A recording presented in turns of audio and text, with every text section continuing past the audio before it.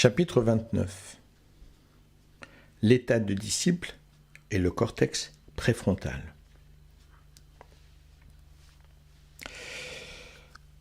Dans ce chapitre, je ne vais pas parler encore de la suite avec d'anciens disciples du maître Amram, puisque je n'ai pas eu encore de réponse, et il me faudra certainement me déplacer et voir la suite des événements. Pour le moment, je voudrais parler de l'état de l'être humain en général et de son évolution, de façon à pouvoir vous aider à comprendre l'ensemble de ces choses-là, les clés d'évolution.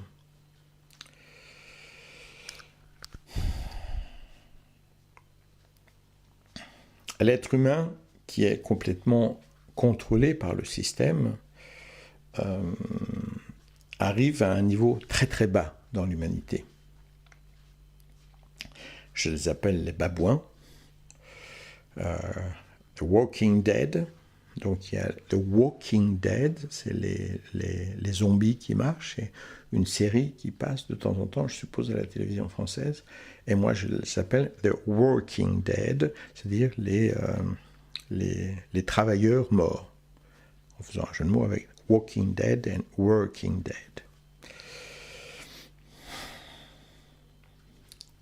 Ils sont aussi maintenant complètement contrôlés par le système Google, comme j'ai déjà expliqué dans mon dernier chapitre. C'est-à-dire, il faut être très positif, je ne suis personne pour décider, je ne suis personne pour savoir, tout est gris, rien n'est blanc, rien n'est noir, qui suis-je pour savoir, qui suis-je pour décider, qui suis-je pour juger, comment pourrais-je, bla bla bla bla bla.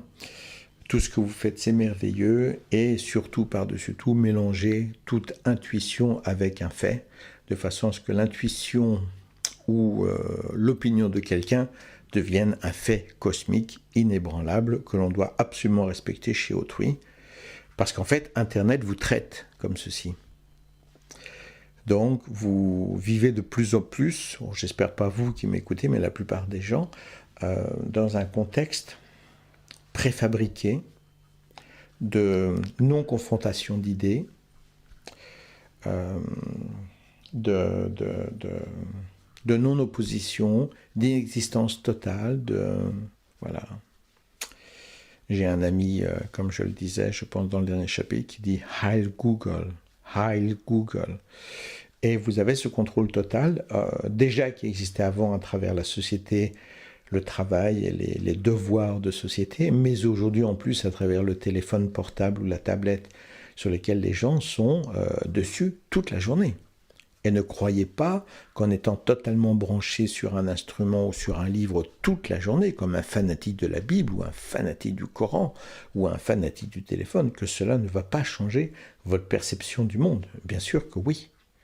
Évidemment que oui. D'ailleurs, je ne sais pas si vous avez remarqué, mais certains d'entre vous, vous commencez à avoir les yeux carrés. Bon, pas encore, mais ça va venir très bientôt. Puis, au-delà de cet aspect, vous posez des questions, pour certains. Commencez à vous dire, quand même, il y a des trucs, ça colle pas, c'est pas logique, je suis en doute. Et quand vous commencez à penser comme ceci, vous devenez dans ce que moi je classe les humains. Et les humains, déjà, il n'y en a pas beaucoup. Parmi les babouins, parmi les Google disciples, parmi les Walking Dead, il n'y en a pas beaucoup des humains. C'est-à-dire des humains qui font encore partie du système, qui vont travailler, mais quand même, ils vont être là, ils vont se dire quand même, il y a des trucs qui ne collent pas, ça, c'est pas du tout logique, ça, je ne veux pas faire, ainsi de suite. Voilà. Donc là, on commence à rentrer dans un système où les gens se posent des questions. Puis en se posant des questions, ils ont envie de trouver des réponses. Alors, on dit qu'ils sont des élèves. Non pas parce qu'ils sont les élèves de quelqu'un, mais parce qu'ils cherchent à s'élever de la situation humaine. Peut-être changent-ils de travail, et cherchent-ils à avoir un travail moins stressant qui leur permet d'avancer. Peut-être cherche-t-il à avoir une meilleure vie de famille, à déménager à la campagne. Enfin, voilà, il cherche à prendre une certaine distance de la masse humaine et encore plus loin des babouins. Donc, il s'élève. Ce sont des élèves. Mais l'élève va assimiler de nouvelles connaissances, puisqu'il sort de cet état qu'il rejette. Et en assimilant de nouvelles connaissances, il faut comprendre qu'il va utiliser son cortex préfrontal. Le cortex préfrontal, c'est la partie qui travaille le plus dans le cerveau quand vous grandissez et qui continue à être en expansion jusqu'à l'âge de 30 ans et qui réagit le plus rapidement. C'est là où vous avez les cellules gliales, toute la réaction neurologique qui va réagir très très très fort sur toute forme de nouvelle information. Et ce cortex préfrontal, vous ne pouvez être en action, comme j'ai déjà expliqué dans d'autres chapitres, qu'en état d'extension, en état de dilatation. Et puis, en état de stress, vous êtes dans un état de contraction de votre champ neurologique et vous n'avez plus accès à ce cortex préfrontal, vous n'avez plus accès qu'au programme de survie, les routines de base du système de votre cerveau qui vous a permis de survivre. Mais comme vous avez appris à survivre dans une société soumise, en travaillant, en étant un bon élève, mais à l'école cette fois-ci, en étant un bon citoyen, ainsi de suite, dès que vous allez stresser, vous allez revenir non plus à ce que vous commencez à être en tant qu'élève, mais en tant que bon citoyen. D'où le fait que vous allez lire par exemple des livres et vous allez trouver le livre, bien, je suis avec un chien, vous allez trouver le livre très intéressant, très motivant, vous avez décidé de vivre comme dans le livre, et puis dès que vous rencontrez un copain, une copine, vous faites le contraire.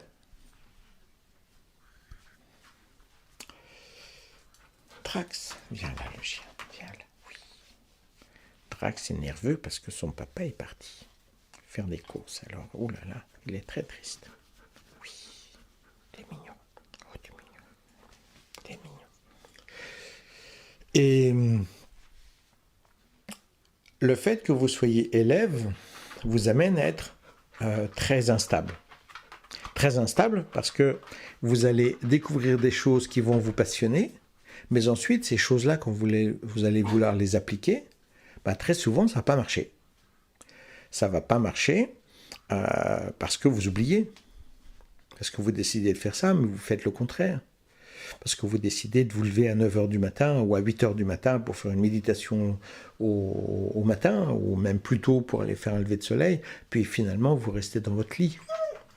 Parce que vous devez comprendre que toute forme de stress, comme Drax maintenant, toute forme de stress vous ramène automatiquement dans un champ de conscience restreint qui vous interdit l'accès au cortex préfrontal. Quand est-ce que vous allez stresser ? Vous allez stresser à chaque fois que vous n'êtes plus dilaté. C'est simple à dire, mais c'est évident. À chaque fois que vous n'êtes plus heureux, à chaque fois que vous n'êtes plus excité par les choses que vous allez faire, vous retombez dans un champ de conscience restreint. Quand vous êtes dans la normalité des choses, que vous n'êtes pas excité par les choses que vous faites, parce qu'elles sont nouvelles, eh bien, vous allez tomber dans un champ de conscience restreint, c'est-à-dire dans tout le système de survie qui vous a permis de survivre dans cette vie. Mais cette survie a été médiocre. Cette survie, c'est ce que vous avez voulu quitter en quittant l'état de babouin ou l'état d'humain et en devenant un élève. Donc, vous êtes deux personnes. Et une chose qui est très importante, c'est que le cortex préfrontal va être stimulé très grandement par deux ou trois choses. Une des premières choses, c'est le sport. Le sport, tout simplement. Et je parle plus des sports où vous êtes obligé de réfléchir un petit peu. Bon, moi, je fais référence au tai chi, aux arts martiaux, parce que toutes ces pratiques-là vous obligent à être très coordonné, très consciente, et à suivre complètement aussi le mouvement de l'autre. Donc avec partenaire, ça vous oblige à une très grande concentration. On pourrait imaginer que le tennis fasse partie de choses comme ça, par exemple, même si j'aime pas le tennis parce qu'il est déséquilibré sur un seul bras. Mais autrement, le contexte de calculer une espèce de forme de combat, ça peut aussi très bien marcher. Ça va énormément stimuler le cortex préfrontal. Et puis aussi, dans le même cadre, et c'est absolument logique, le cortex préfrontal va se développer énormément, se stimuler énormément dans les confrontations. Or, notre dieu Google interdit aujourd'hui les confrontations. Ah, mais qui suis-je pour juger? Je ne sais pas, tout est gris. Ah oui, mais moi, je trouve ça formidable que tu penses ça, parce que les gens qui sont en harmonie avec ce qu'ils pensent, ils sont merveilleux, ils sont fantastiques. Voilà, donc ah non, non, mais tu fais ça, oui, c'est bien, oui, c'est fantastique, c'est merveilleux. Donc, toute forme de confrontation est interdite. Hein, l'éducation d'ordinateur, l'éducation de société, mais encore plus aujourd'hui l'éducation d'ordinateur et de tablette et de téléphone, interdit la confrontation, formellement. D'ailleurs, votre téléphone ne sera jamais en confrontation avec vous, c'est clair. Et le sport, eh bien, le sport, il est de plus en plus interdit. J'ai déjà expliqué avoir été dans un stage, enfin avoir vu de l'extérieur, un stage auquel je participais énormément dans le passé, dans les arts martiaux. Et c'était fait avec un maître, on était environ 150, peut-être même 200 personnes pour certains stages. Et il y a peu de temps, enfin non, il y a 10 ans à peu près, je suis passé voir le même stage avec un autre maître, parce que le vieux maître était décédé, donc maintenant il y a un nouveau maître, mais c'est un maître qui correspond au même niveau, hein, donc et aujourd'hui il y a environ 15 personnes. Et j'ai une amie qui est prof d'équitation, et elle me disait, c'est la même chose, là où avant on avait 200 élèves, maintenant on en a 15 ou 20 maximum. Parce que l'éducation de société et l'éducation d'ordinateur nous éloignent de plus en plus de l'effort. De plus en plus. Comme je l'expliquais aussi, dans le passé, il y avait des cours de 3 heures dans plein d'écoles, puis ensuite c'est passé à 2 heures, puis ensuite c'est passé à 1h30, puis ensuite c'est passé à 1 heure, et ensuite on est passé à 45 minutes. Et j'ai entendu dire que maintenant ils commencent à faire des cours de 30 minutes. Alors déjà, il n'y a pratiquement personne qui pratique, et quand ils pratiquent, c'est un désastre. C'est un désastre total. Et en plus, il ne faut pas forcer, il ne faut pas se fatiguer. Plus de confrontation physique avec soi-même ou avec autrui, plus de confrontation physique intellectuelle avec quelqu'un qui exprime des idées délirantes, plus de confrontation d'aucune sorte. C'est-à-dire qu'étrangement, tout ce qui stimule le cortex préfrontal est totalement interdit dans notre société. Alors le cortex préfrontal, c'est lui qui va télécharger toutes les informations, par exemple quand vous êtes enfant, quand vous étudiez avec vos parents, quand vous étudiez à l'école. En fait, vous n'étudiez pas, hein, vous assimilez, on ne vous laisse pas le choix. Hein. Donc ça passe dans le cortex préfrontal, puis ça passe dans les cellules à travers un cortex compliqué, puisqu'il y a certaines cellules cérébrales qui sont autour du cœur, qui envoient des ondes à chaque battement de cœur d'impression sur le système ADN et sur la masse de tout le cerveau qui fonctionne dans l'assimilation de la survie et pas de l'étude. Le cortex préfrontal, c'est l'assimilation de l'étude, de la compréhension, de la perception, tandis que le système de survie, c'est un grand système du cerveau qui est le système inconscient et le système conscient pour survivre, donc appliquer les choses qui me permettent de survivre. Quand vous conduisez, vous étudiez d'abord avec votre système cortex préfrontal absolument, mais très rapidement, ça devient un système de survie. C'est pour ça que vous pouvez écouter la radio, rêver, méditer tout en conduisant, et vous saurez ce qu'il y a à faire, parce que ça finit par être assimilé dans votre programme principal de survie, et cela passe avant même que vous n'ayez le temps de comprendre. Et moi-même, quand je conduisais, eh bien c'est vrai, c'est indiscutable, hein. On freine parfois, et on se demande pourquoi on a freiné, puis on voit un gamin qui sort entre deux voitures, on l'a aperçu d'une façon inconsciente, on a déjà calculé, même quand on n'a pas eu le temps, consciemment encore, de le calculer. Donc, Cela passe par le téléchargement du cortex préfrontal, qui pourra télécharger à chaque fois qu'il est excité. Or, excité positivement. Or, l'enfant est toujours excité. Il veut savoir, il veut apprendre. Donc, il peut télécharger le système de survie qu'il va appliquer pour survivre. Mais, par la suite, à travers l'éducation, il va apprendre à ne plus être excité. Donc, qu'est-ce qui va se passer? Eh bien, l'être humain perd toute capacité d'évoluer par la suite, puisqu'il a perdu son excitation, donc l'accès au champ d'expansion, l'accès à l'étude véritable.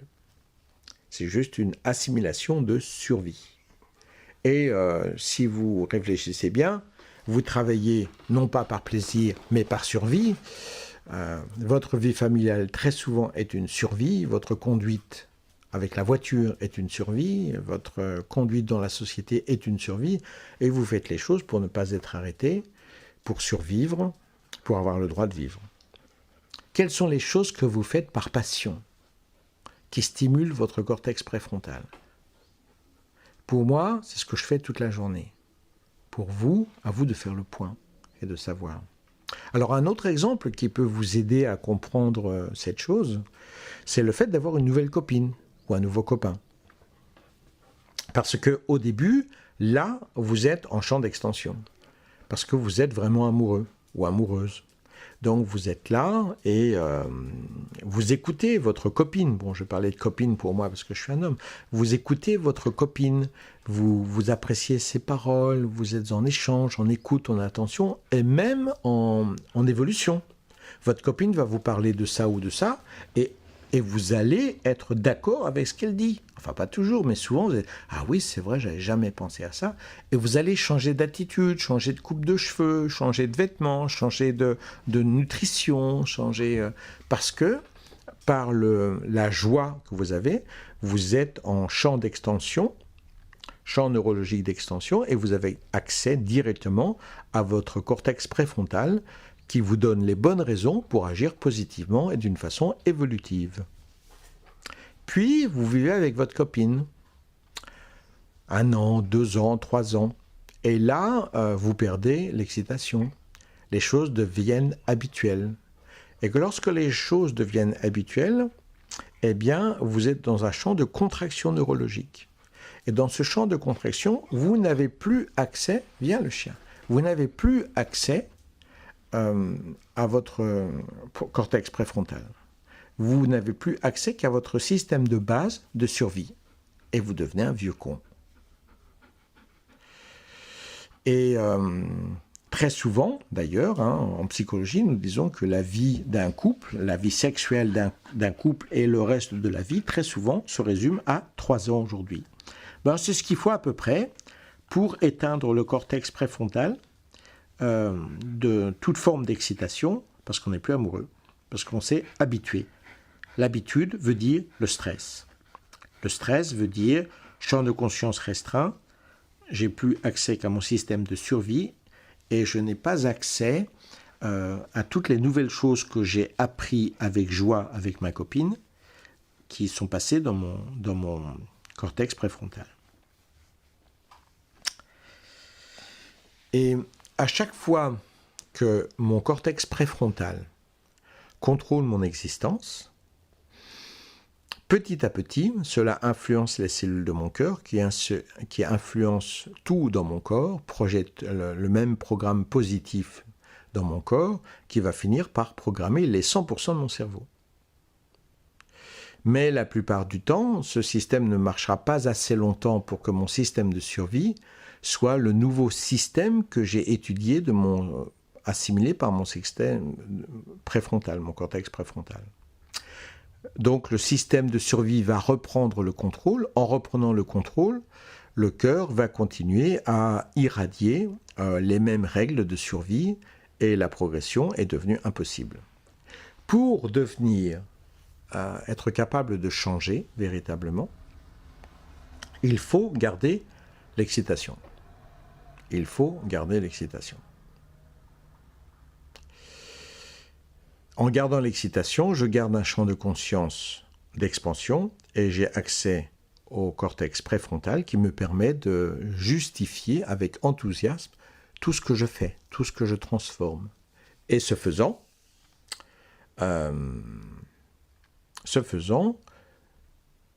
j'assimile les choses que je mets en application.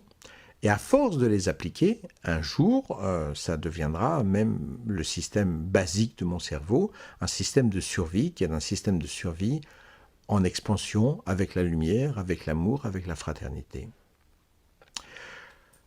Quand on quitte l'état d'élève, on va vers le niveau de disciple.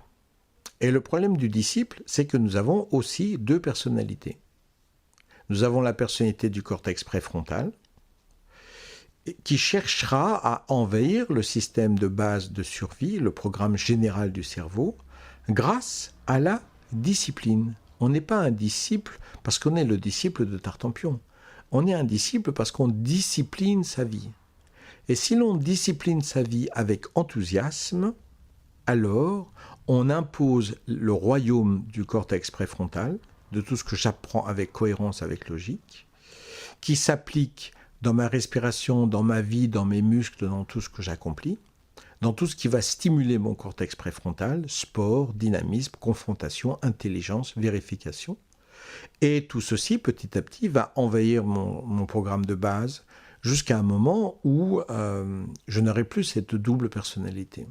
Alors le problème du disciple, c'est que c'est très difficile d'être discipliné et très rapidement, vous allez perdre cette discipline et cet enthousiasme, vous allez devenir feignant, vous allez retomber dans la vie de tous les jours, et ce faisant, vous perdez votre stimulation de disciple pour redevenir un élève et même parfois un humain. Vous redescendez. Et à chaque fois que vous faites ça, le programme de base reprend le contrôle et réimprime une nouvelle fois le programme de partout dans toutes les cellules. Heureusement, le cortex préfrontal ne sera pas influencé par ceci, elle continuera à connaître les véritables choses. Mais seul un état de conscience dilaté permettra d'avoir accès à ce cortex préfrontal. Pour ça, il faudra être amoureux. Amoureux d'une fille ou d'un garçon, amoureux de la lumière, amoureux de la vie, amoureux de la vérité et amoureux de l'intensité de votre existence. Mais sans amour, vous allez perdre accès à ce cortex préfrontal, qui est, on va dire, le cerveau libre. Parce que la magie du cortex préfrontal, c'est que, contrairement au cerveau basique, le cortex préfrontal, dès qu'il entend une nouvelle idée qui est cohérente, il l'apprend. Donc, logiquement, si vous l'apprenez, par exemple, vous entendez que c'est cool de ne pas manger de viande à cause de la pollution, à cause de votre corps, vous n'en avez pas besoin, etc. Donc, dès que vous avez cette idée, hop, vous décidez de ne plus manger. Ah ben non. Ah ben non, parce que le programme de base, lui, il va dire il faut manger de la viande pour survivre. Alors, si vous êtes avec une fille qui est végétarienne, par exemple, vous êtes enthousiasmé par l'amour de cette fille, par la beauté de cette fille, par votre sexualité, tout ça, ça stimule le cortex préfrontal. Et vous continuez à être végétarien, et un jour, sans être pessimiste, cette fille vous quitte. Mais le végétarisme est rentré dans votre système de base. Donc même sans elle, sans stimulation, maintenant, c'est entré dans votre système et vous restez végétarien. Si le temps n'a pas duré assez longtemps, quand elle part, vous êtes en champ de conscience restreint, vous vous repliez sur votre cerveau de base et vous remangez de la viande. C'est tout le combat du disciple.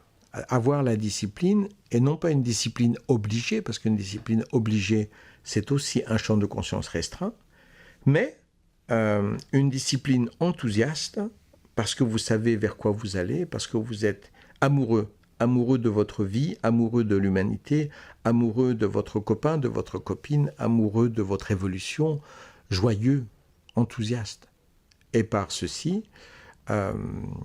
vous êtes toujours dilaté et vous avez toujours le contrôle, le contact avec votre cortex préfrontal qui vous inspire à mettre en application toutes les nouvelles idées que vous étudiez au fur et à mesure de votre évolution et qui prennent le contrôle de votre existence.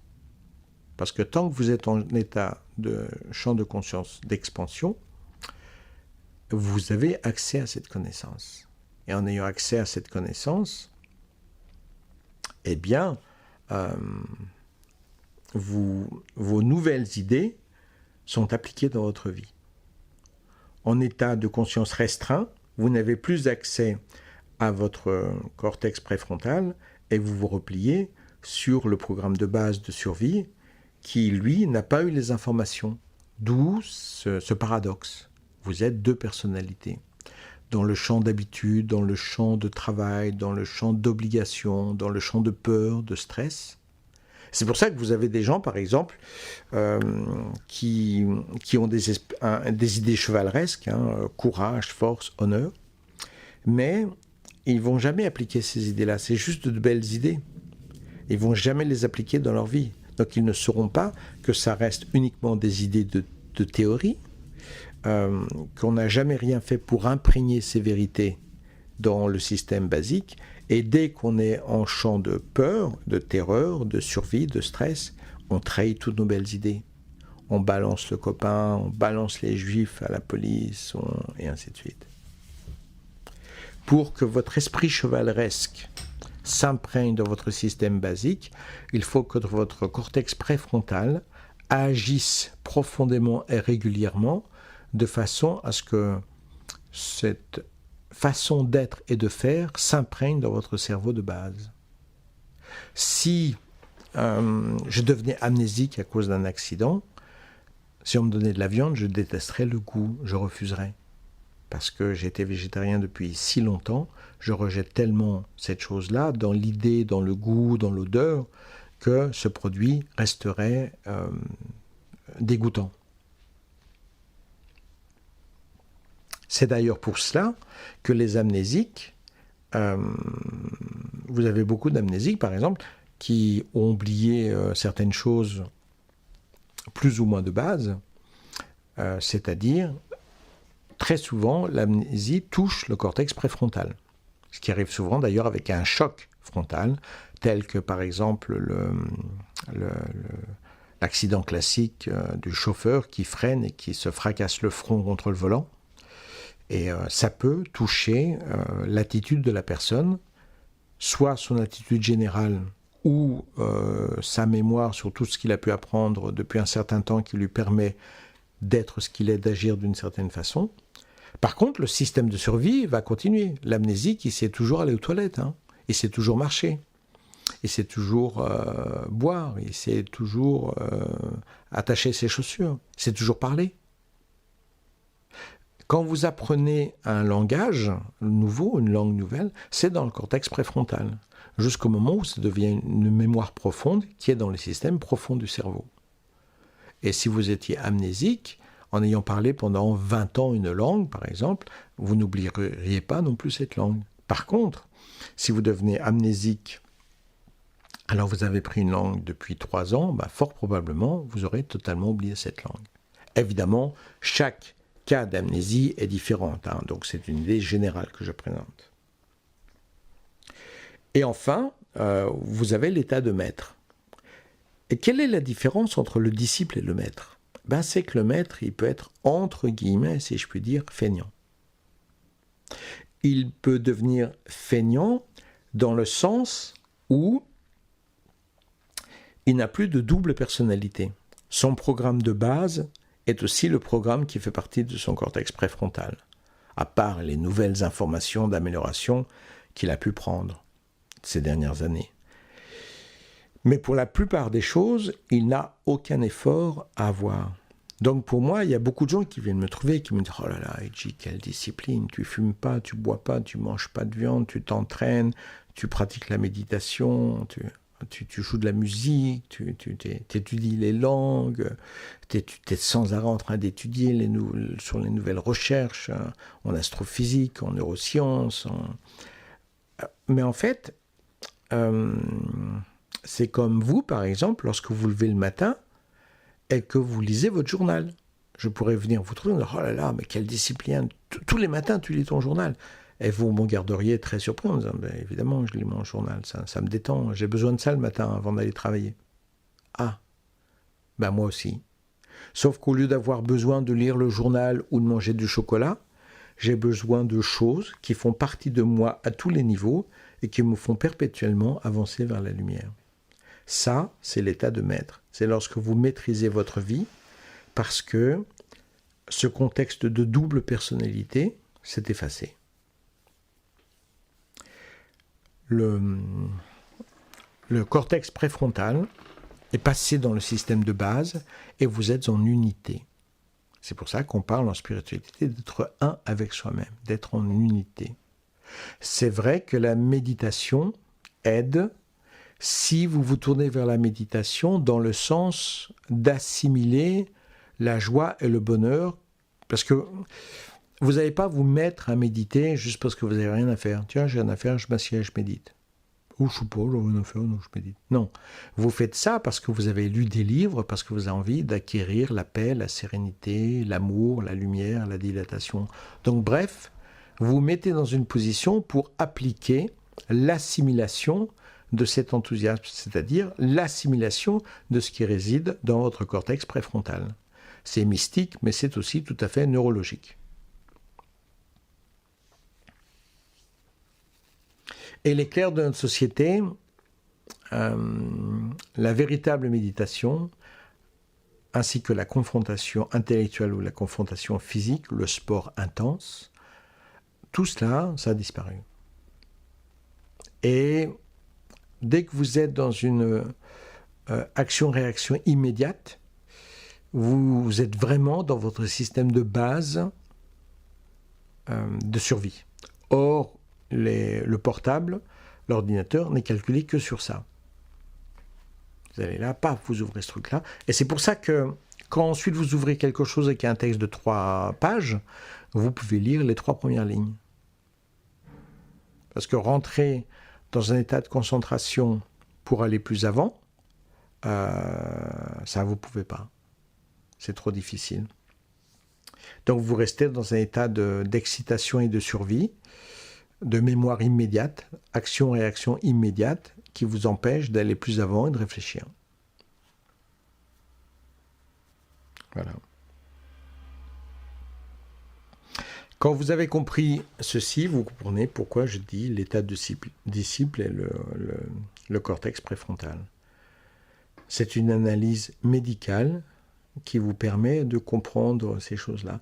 Pourquoi est-ce que vous avez des idées spirituelles, en tout cas j'espère, ceux qui m'écoutaient, et puis d'un seul coup, par exemple devant moi, je me souviens de ces gens qui voulaient ouvrir une école de magnétisme pour guérir les cancers, ainsi de suite, et quand je leur dis fumer c'est pas bien, ils paniquent totalement, ils inventent des histoires, ils justifient n'importe quoi, parce qu'ils sont repartis, ils se sentent agressés, et ils sont repartis sur leur système de survie, et sont prêts à n'importe quoi, pour justifier leur système qui dit « je veux fumer, je veux fumer, je veux fumer ». Toute drogue stimule intensément le système de base de survie. Même si prendre des drogues, de la nicotine ou du café ne vous stimule, ne joue pas pour votre survie. Mais ça ne fait rien, ça stimule les renforcements du système basique du cerveau. Et c'est pour ça que tous les gens qui sont addicted, qui sont dépendants, ce sont des gens qui sont très très agressifs. Et une chose qui est très intéressante, c'est de voir que les gens qui sont New Age ont exactement la même réaction du cerveau basique que les drogués. Donc on peut facilement, quand on a une certaine connaissance, reconnaître le New Age comme une véritable drogue dure avec addiction totale. Puisqu'au lieu de rester dans le cortex préfrontal de nouvelles idées, quand on attaque le New Age auprès d'un New Age, il bascule immédiatement dans son système basique de survie. 2 personnalités. Et comme le New Age n'applique absolument rien, il est en dichotomie totale, puisqu'il va lire de nombreux livres qui vont saturer son cortex préfrontal, mais en même temps, il ne va rien appliquer, puisque dans le New Age, on n'applique rien. Donc, il y a une énorme dichotomie avec des idées merveilleuses de New Age et une jalousie totale, un fascisme total, une violence totale, alors qu'on se présente comme absolument New Age, non violent, etc., etc. C'est l'application des choses, donc la discipline des choses, qui va nous permettre de faire passer le cortex, l'information du cortex préfrontal dans le cerveau général basique de survie et de fonctionnement perpétuel. Pour aller vers ce cortex préfrontal, la dilatation, l'enthousiasme, l'amour. Dès qu'on tombe dans l'habitude, dans la peur, dans le stress, on repasse dans le champ neurologique restreint qui nous interdit l'accès au cortex préfrontal pour aller uniquement dans le système de survie.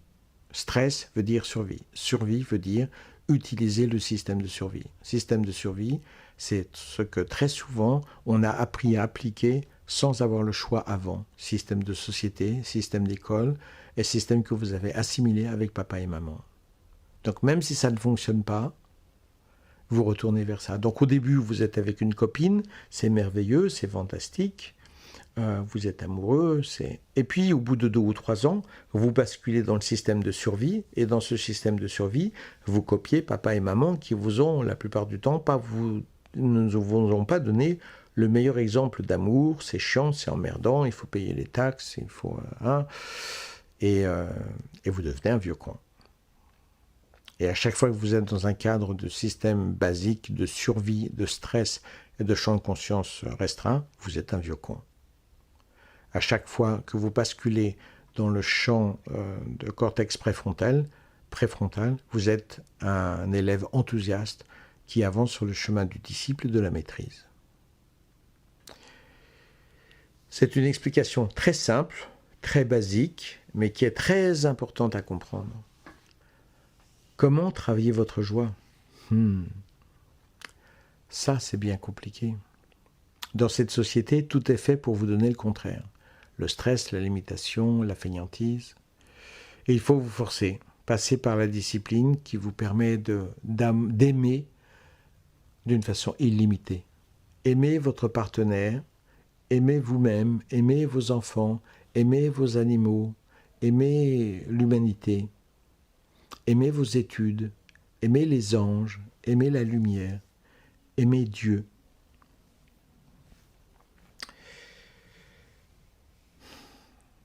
Aimez ce que vous faites, aimez votre progression. Et chaque jour où vous appliquez votre vie avec discipline, vous stimulez cet amour. La discipline n'est pas une obligation. La discipline, c'est comme faire l'amour avec la lumière.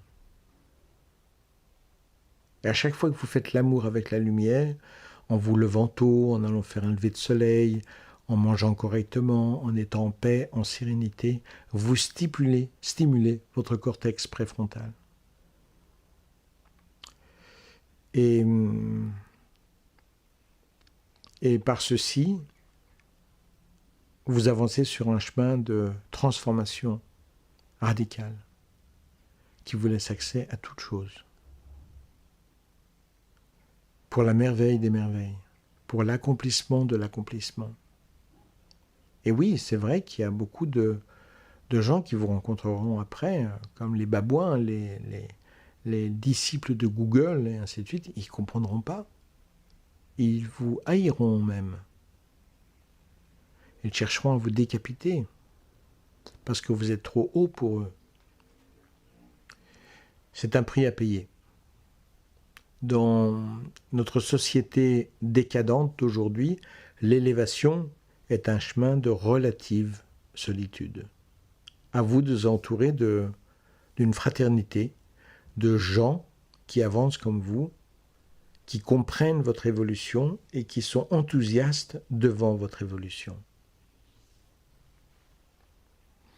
Et vous, vous êtes enthousiastes devant leur évolution. Et ce faisant, tous ensemble, vous développez votre amour, donc votre champ de conscience dilaté.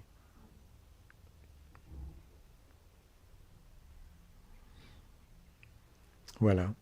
C'est une explication très simple. Il n'y a plus qu'à. Mais elle vous donne des clés énormes quant à vos capacités de libération.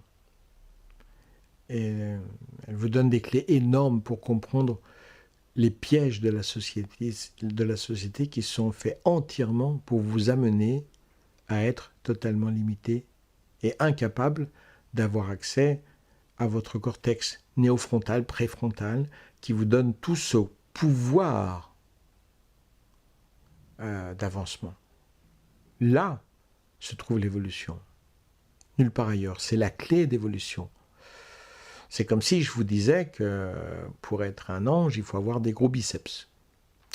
C'est pas ce que je vous dis, mais c'est une image. Donc, vous savez que pour être un ange, il faut travailler sur des machines de façon à développer vos biceps. Avoir des gros biceps. Sauf que les biceps n'ont rien à voir avec l'évolution spirituelle. Par contre, le cortex préfrontal, néofrontal, ça a énormément à voir avec votre évolution. Et si vous ne musclez pas cette partie-là, si vous ne stimulez pas cette partie-là avec un champ de conscience dilaté, vous survivez dans votre vie. Le système cérébral général est un système de survie. Le système préfrontal est un système d'évolution. Le champ, l'état de conscience contracté, restreint, est un système qui permet d'avoir accès aux anciens systèmes. Le champ de conscience dilaté est un système qui permet d'avoir accès, de stimuler et d'appliquer les nouveaux systèmes que vous venez de lire dans les livres, en m'entendant parler, partout. Ce sont les clés essentielles pour appliquer et pour être capable de faire. Et ce faisant, vous devenez ce que vous êtes réellement, un être de lumière. Vous n'avez jamais été ce petit être minable et lamentable qui travaille et qui tremble de terreur devant la police, devant le patron et devant la société, qui est écrasé par les stress et la restriction sous toutes ses formes cérébrales, mais aussi civiques et amoureuses.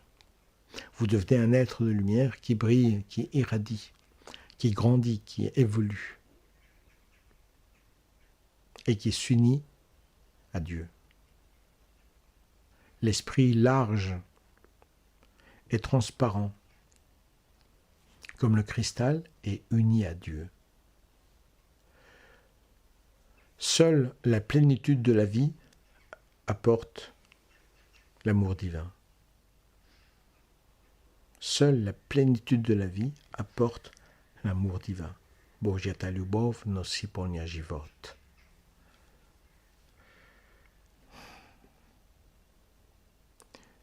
C'est la chose primordiale à comprendre. On n'avance pas vers le champ de conscience en expansion et dans l'utilisation du cortex pré-néofrontal sans une expansion, sans une intensité de vie, sans une joie de vie. La petitesse mène à la petitesse. La grandeur mène à la grandeur. Et la grandeur, tout en haut de cette grandeur, sur la pyramide de Maslow, si vous suivez, vous renseignez sur l'évolution de la véritable pyramide de Maslow, je l'ai présenté sur mon canal quelque part, alors là, vous rencontrez Dieu. Vous rencontrez l'état christique. Cette dilatation du cerveau qui va libérer certaines hormones et qui va envahir tout votre corps dans une paix, une sérénité et une unité totale. Votre corps est oint par une huile magique produite par vous-même en passant par le cortex néo-préfrontal qui irradie, qui envahit tout.